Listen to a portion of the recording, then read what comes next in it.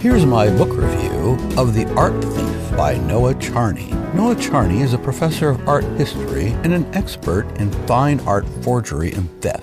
And in this novel, he proves himself to be a sly spinner of detective yarn. The Art Thief is a tale of brain-teasing complexity involving multiple interconnected forgeries and thefts of historic paintings from several institutions. And its resolution necessarily involves multiple detectives and forensic experts, each as colorful and eccentric in his own way as Inspector Clouseau. The victims, museum curators and aristo collectors, are a classier bunch who tend to both snobbery and hypocrisy, not the most admirable human beings. Classiest of all are the scheming thieves and forgers. You see, in today's genre fiction, perpetrators of these presumably victimless crimes against the upper class have the cachet of, well played, chaps.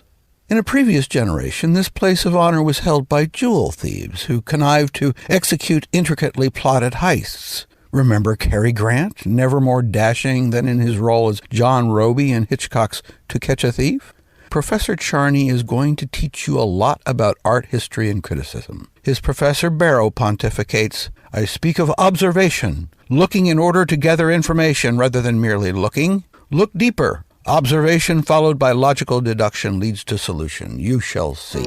And isn't this just what the reader of a detective story must learn to do? Observe and deduce? The Art Thief is great fun, but my advice would be to keep a scratch pad handy. The crosses and the double crosses are so intertwined, you'll want to make a diagram to keep track. Gerald Everett Jones is the author of the art history novel Bonfire of the Vanderbilts. The first book in his new mystery series is Preacher Finds a Corpse.